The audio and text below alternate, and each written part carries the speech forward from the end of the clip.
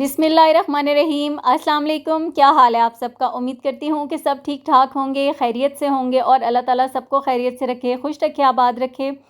आज की वीडियो आपके साथ शेयर कर रही हूँ, बहुत ही इंटरेस्टिंग और बहुत ही हेल्पफुल वीडियो होगी आपके लिए। जो भी रेसिपी आपको पसंद आए तो आप लोग भी उसको पिक कर सकते हैं और बच्चों के लंच बॉक्सेस के लिए बनाकर उनको दे सकते हैं। तो चलें फिर वीडियो को स्टार्ट कर लेते हैं। और जिन लोगों ने अभी तक चैनल को सब्सक्राइब नहीं किया तो चैनल को सब्सक्राइब करें और वीडियो को गौर से देखिएगा, क्योंकि आज की वीडियो में हो रही है बेकिंग। और फिर उस दौरान जो भी चीज़ें हैं ना, उनको आप लोगों ने जो भी रेसिपी ट्राई करनी हो तो फिर नोट कर लीजिएगा, फिर आपको दोबारा से पूछने की ज़रूरत नहीं पड़ेगी। और मेरी भी कोशिश होगी कि मैं आपको बहुत अच्छे से एक्सप्लेन कर दूं। सबसे पहले जो डो मैं बना रही हूँ, ये मैं बना रही हूँ मिनी पिज़्ज़ा के लिए, और ब्रेड रोल भी इसी रेसिपी से बनेंगे। तो फिर मैंने यहाँ पर इकट्ठे ही डो गूंद लिए, गूंद नहीं ली, यानी कि डो गूंदने की तैयारी कर रही हूँ। 6 कप मैंने मैदे के लिए हैं, तकरीबन 1 किलो मैदा था, आधा कप ऊपर एक्स्ट्रा था जो कि फिर मैंने वापस रख दिया कि बस 6 कप इनफ हैं। तो यहाँ पर मैंने 1.5 टेबल स्पून चीनी के डाल दिए हैं और 1 टेबल स्पून भर के इसमें यीस्ट का जाएगा, 1 टीस्पून नमक का डाला है, 2 से 3 चुटकी मीठे सोडे के डालें। वो इसलिए कि ताकि जब ये हो ना, चीज़ें बेक करते हैं हम, उसके बाद एक यीस्ट की स्मेल सी आती है, वो नहीं आएगी। और उसके अंदर मैंने 1/4 कप कुकिंग ऑयल डाल दिया, नीम गर्म पानी लेके डो को अच्छे से गूंद लिया है। अब डो राइस होने के लिए छोड़ दिए। अच्छा, बच्चों के ना जो लंच होते हैं, लंच बॉक्स के लिए घर से ही चीज़ें बना के मैं देती हूँ, तो फिर इसलिए कोशिश होती है कि कुछ एक्स्ट्रा ऐसी चीज़ें बना के रख लूँ ताकि ना मुझे परेशानी ना हो। अच्छा, ये जो दूसरी डो है ना, ये भी अभी मैं गूंद रही हूँ चॉकलेट ब्रेड बनाने के लिए। तो इसमें मैंने 2 कप मैदे के लिए हैं, 1/4 कप कुकिंग ऑयल लिया है, 1 टीस्पून यीस्ट का लिया, 1 से 2 चुटकी सोडा डालूंगी, हाफ टी स्पून नमक का। और इस डो को मैं गूंदूंगी दूध के साथ, नीम गर्म दूध कर लिया है। और अब इसको पहले अच्छी तरह से मिक्स कर लूँगी जो ऑयल डाला है उसके साथ। उसके बाद डो को गूंद के रख लूँगी। इस डो को आपने अच्छा सा गूंद लेना है, यानी कि नॉर्मल सा, बहुत ज़्यादा इसको नरम नहीं करना। जो पिज़्ज़ा की डो हमने तैयार की है ना, उसमें कुछ भी नहीं फ़र्क पड़ता डो आपकी कैसी भी हो गूंदी हुई। चॉकलेट ब्रेड है तो इसको ज़रा फिर थोड़ा अच्छे से गूंद के, और प्रॉपर मतलब इतनी ज़्यादा ढीली भी ना हो, क्योंकि हम जब इसको बेलेंगे या कटिंग करेंगे तो उसमें इजीली हैंडल हो जाए। अच्छा, अब इसको मैंने बहुत अच्छे से गूंद लिया, फिर इसके ऊपर ऑयल लगाकर तो इस डो को भी राइस होने के लिए छोड़ दूंगी। और आप भी जब काम स्टार्ट करें तो सबसे पहले जो जो बनाना है ना, जो डो रेडी करनी है उनको करके रख लें, तो फिर बाकी की जो फिलिंग है ना वो बाद में आसानी से हो जाएंगी। अच्छा, यहाँ पर मैं ये बना रही हूँ पफ पेस्ट्री, और ये इसी तरीके से मैं बनाती हूँ घर में। पफ पेस्ट्री बहुत ज़बरदस्त मक्खन से बनाएं। मेरे पास ये जो वाइट बटर है और अनसॉल्टेड है। आप घर में जो मक्खन बनाते हैं ना, हम वो मक्खन भी ले सकते हैं। मैं डिस्क्रिप्शन में लिंक भी लगा दूँगी। ये रेसिपीज़ मैं आपके साथ पहले भी शेयर कर चुकी हूँ डिटेल में पफ पेस्ट्री की। अच्छा, टिकटॉक पे इस पे मेरे काफ़ी ज़्यादा व्यूज़ भी हैं इस वीडियो पे, और ये आपने इससे पहले कभी देखी भी नहीं होगी। इस तरीके से पफ पेस्ट्री बहुत ज़बरदस्त बनती है। और ना, एक जो वो शॉर्टनिंग के साथ बनाई जाती है उसका कोई फ़ायदा नहीं है। अगर कोई चीज़ बना रहे हैं तो अच्छी बनाएं, हेल्दी बनाएं, और मक्खन से बनी हुई चीज़ हो तो फिर वो हेल्दी भी होगी। बच्चों के लंच बॉक्सेस के लिए चीज़ें बन रही होती हैं तो फिर ये वाली बात तो जो है ना वो जहन में रखनी होती है कि अच्छी हेल्दी चीज़ बना कर दें। अब कुछ लोग कहेंगे कि इतना तो मैदा यूज़ हो रहा है, तो हेल्दी चीज़ें, जब बाहर से इतनी गंदी गंदी चीज़ें लेके हम बच्चों को देते हैं या उनको पॉकेट मनी दे देते हैं कि भाई जो दिल करता है वो लेके खाओ, उनसे लाख गुना अच्छी ये घर की बनी हुई साफ़ सुथरी चीज़ें होती हैं, जो कि हम बच्चों को घर से अगर लंच दें तो उनके लिए अच्छा है। वैसे मेरे बच्चों के स्कूल में तो ऐसा था कि बाहर का लंच अलाउ ही नहीं था, उनकी तो कैंटीन ही नहीं है, तो इसलिए लाजमी हर हाल में घर का ही लंच देना पड़ता है। हाँ, एक दिन वीक में ऐसा होता है फ्राइडे का, जिस दिन उनको पॉकेट मनी मिलती है, तो बाकी जो है वो लंच ही जाता है। अच्छा, अब बच्चे कॉलेज में, यूनिवर्सिटी में भी चले गए ना, तो उनको वो आदत है और दिल उनका यही करता है कि उनको घर का लंच दिया जाए।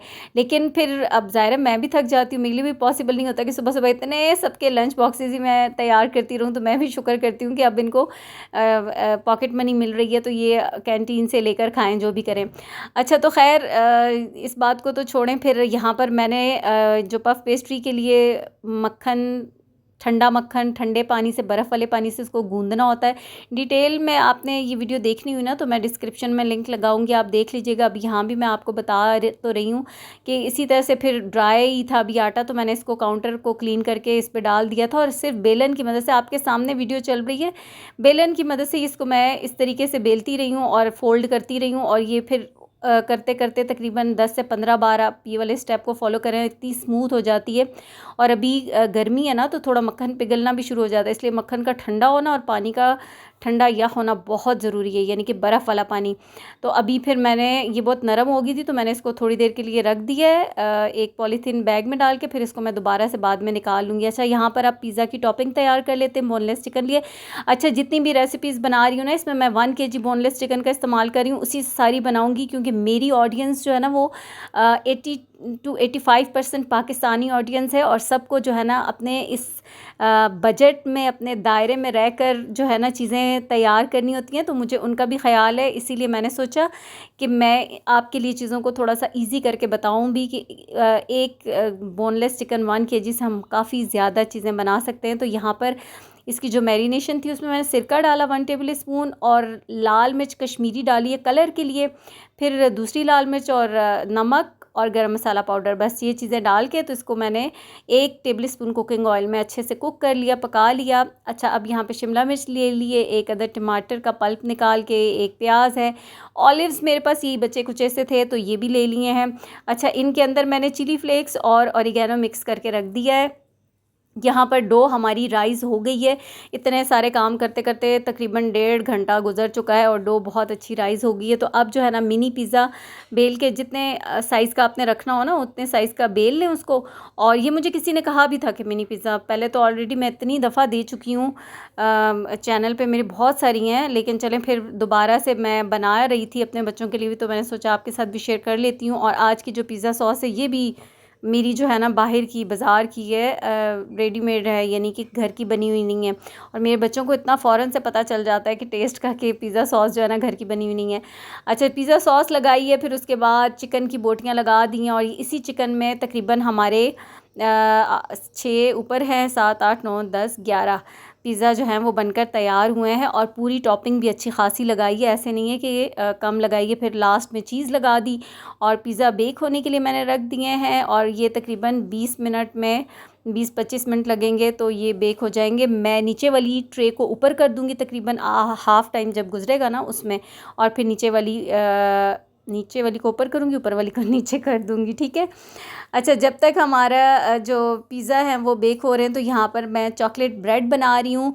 जो डो थी उसमें से 2 पेड़े मैंने कर लिए, और एक रोटी को पहले अच्छे से बेल लिया, फिर उसमें पूरा स्प्रेड लगा दिया है। और अब इसको मैं थोड़ा सा सही से और अच्छा सा थोड़ा पतला कर लूँगी, बेल लूँगी, और फिर बस इसको पिज़्ज़ा कटर की मदद से स्ट्रिप्स में काट के, तो बस इसके अभी देखिएगा कि ये सिंपल सा डिज़ाइन है ब्रेड का, तो इस तरीके से बना लूँगी। अच्छा, चॉकलेट ब्रेड भी मैं बहुत सारे आप लोगों के साथ पहले भी शेयर कर चुकी हूँ, बहुत मज़े की लगती है। अच्छा, ये चाय के साथ आप टी टाइम में भी खाएँ ना तो बहुत मज़े की ये होती है। अच्छा, इस तरीके से स्ट्रेट लाइंस जो है ना, बस मैं कोशिश कर रही थी कि मेरी लाइनें टेढ़ी ना हो, और बस इसको ऐसे पकड़ के तो फोल्ड करते जाना है, और बस सिंपल सा ये बन जाएगा। अच्छा, साइज़ भी बड़ा रखना चाहते हैं तो रख सकते हैं, ये मैंने इसलिए छोटे साइज़ में रखा है ना, अक्सर ये होता है कि बच्चे मीठा इतना ज़्यादा शौक़ से नहीं खाते। वैसे ये चॉकलेट ब्रेड तो मेरे बच्चे बड़े शौक़ से खाते हैं, लेकिन फिर भी मैंने बहुत बड़ा साइज़ नहीं रखा। यानी कि अगर आप कोई सा भी एक रोल या एक पिज़्ज़ा दें, और साथ में आप एक चॉकलेट ब्रेड का स्लाइस बच्चों को लंच बॉक्स में रख के दे दें, तो इस तरीके से मैंने इनके साइज़ इसीलिए थोड़े से छोटे ही रखे हैं। अब ये हमारी जो ब्रेड है ना वो भी बेक होने के लिए चली गई है ओवन के अंदर 200 डिग्री पे। अभी ओवन गर्म भी है, पहले पिज़्ज़ा बेक होकर बाहर निकले हैं तो ओवन भी गर्म है, और तकरीबन इस ब्रेड को टाइम भी इतना ही लगा है, 20 मिनट 25। अब मैं इतने सारे काम करी थी कि मुझे जहन में ही नहीं रहा कि टाइम कितना, लेकिन इतना ही टाइम लगा। बहुत आसान है, आप थोड़ा सा जब 20 मिनट गुजरे ना तो किसी छुरी की मदद से उसको ऊपर ब्रेड के नीचे वाला साइड को ऊपर करके देखें कि वो नीचे से अगर बेक हो गई है तो इट्स मीन कि फिर वो डन हो गई है। अच्छा, जितनी देर में चॉकलेट ब्रेड बेक हो रही है तो मैं एक फिलिंग तैयार कर लेती हूँ, जो कि मैं चिकन ब्रेड रोल की और जो पफ पेस्ट्री बनाई है ना उसमें भी मैं यही फिलिंग इस्तेमाल करूँगी। आप चाहें तो डिफरेंट फिलिंग इस्तेमाल कर सकते हैं, लेकिन मैं ज़रा हार्ड वर्क के साथ थोड़ा सा मैंने सोचा स्मार्ट वर्क भी कर लेती हूँ आज। अच्छा, यहाँ पर मैंने पैन में ऑयल लिया, सबसे पहले 2 प्याज लिए हैं, श्रेडेड चिकन लिया है, चिकन को मैंने नमक काली मिर्चों के साथ बॉईल कर लिया था। फिर इसके अंदर मैंने 2 से 3 टेबल स्पून मैदे के डाले हैं। थोड़ी देर इसकी भुनाई करूँगी, फिर इसके अंदर स्पाइसेस जो हैं वो डाल दूँगी। और जो यखनी जिसमें मैंने चिकन बॉईल किया ना, वो तकरीबन हाफ़ कप के जितनी यखनी है वो भी इसके अंदर मैं डालूँगी। जब मैदा थोड़ा सा भुन गया तो ये यखनी डाल दी है इसके अंदर। और जो बाकी के स्पाइसेस हैं ना, उसमें चिकन पाउडर है 1 टीस्पून, ऑरिगेनो है, नहीं सॉरी ऑरिगेनो नहीं है, मिक्स हर्ब्स हैं, चिकन पाउडर है, गार्लिक पाउडर, जिंजर पाउडर है और काली मिर्चें कुटी हुई। तो अगर आप अदरक और लहसुन का पाउडर ना हो ना, उसको स्किप कर दें आप, बस ना भी डालें तो कोई बात नहीं।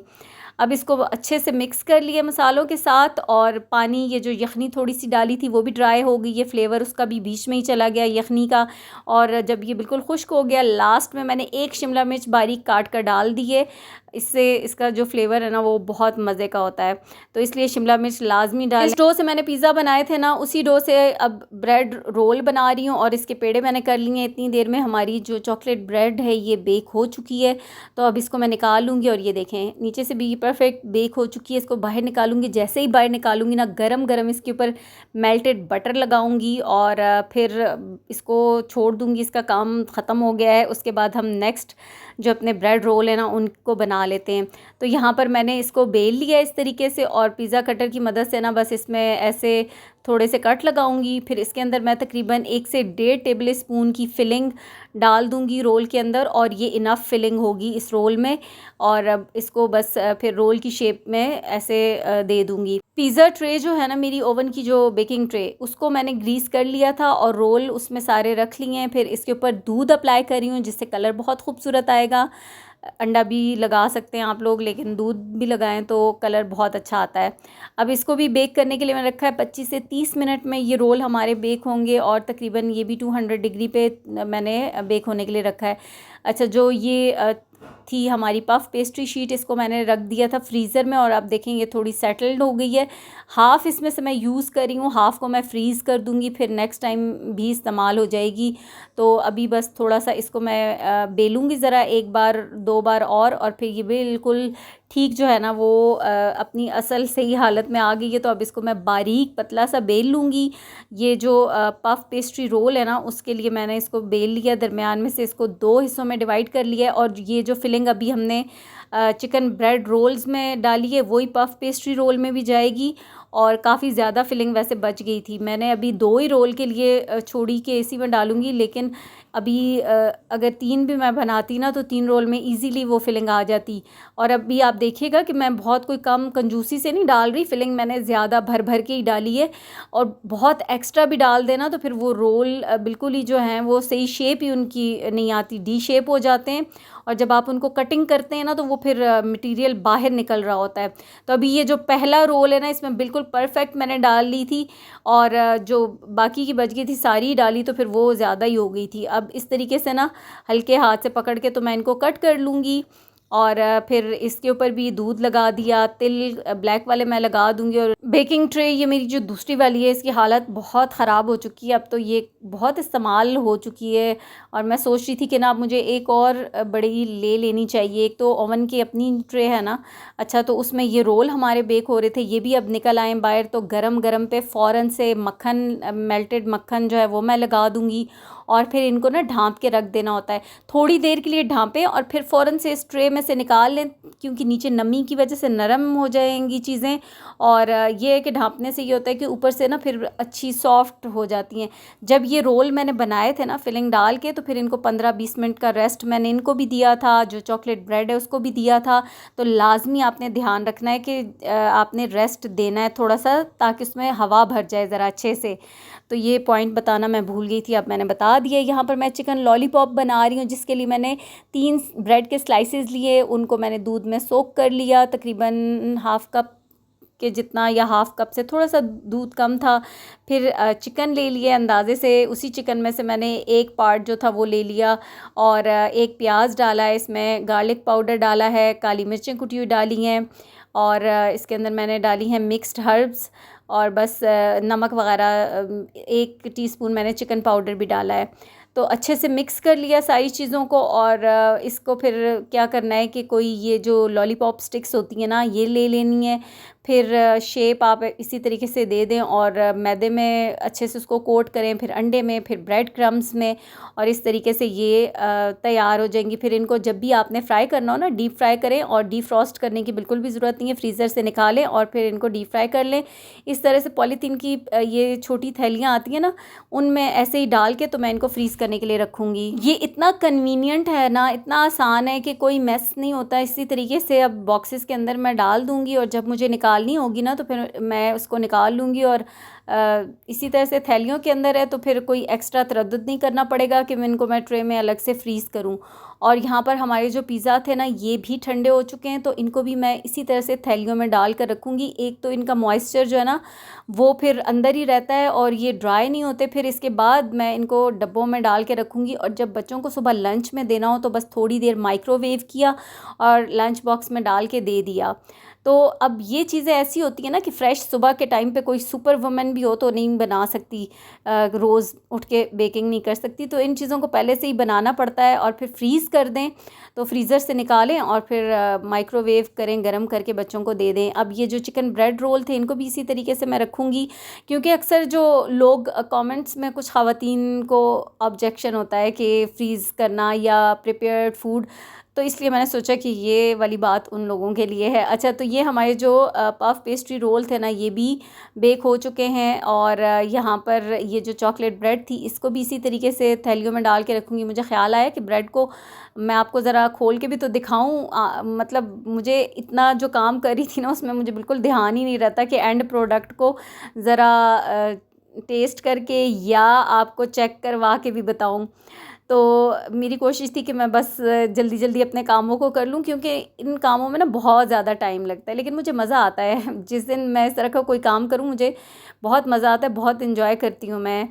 थकती तो बहुत ज़्यादा हूँ, लेकिन मज़ा भी बहुत आता है। तो ये इस तरह से रोल जो थे ना, मैंने एक पैकेट में 2-2 रख लिए हैं, और तकरीबन मेरा सारा काम ख़त्म हो गया है। और अल्हम्दुलिल्लाह अब जो है ना, तकरीबन 1 डेढ़ हफ़्ता जो है वो बहुत सुकून से आराम से गुजरेगा। लंच बॉक्स बच्चों को देते वक्त, इब्राहिम को तो लाजमी घर का लंच ही होता है। बच्चों को अब जो आमना कॉलेज जाती है, मरियम, तो उनका फिर भी ये होता है कि चलो मैं किसी दिन लंच ना भी दूँ तो वो कैंटीन है उनकी, कुछ ना कुछ लेकर खा लेंगी। लेकिन अब बहुत ज़्यादा इश्यूज़ जो बच्चों को होते हैं स्टमक के, फिर आ जाते हैं। वो जब बाहर की चीज़ें खाते हैं तो स्टमक में बर्निंग स्टार्ट हो जाती है, तो सबसे बड़ा ये प्रॉब्लम होता है। तो इसलिए फिर कोशिश ये होती है ना कि कुछ ना कुछ चीज़ें जो हैं वो घर की हों, ताकि इस तरह का कोई प्रॉब्लम ना आए। तो आप लोगों को वीडियो कैसी लगी मुझे ज़रूर बताइएगा। अल्लाह हाफ़िज़।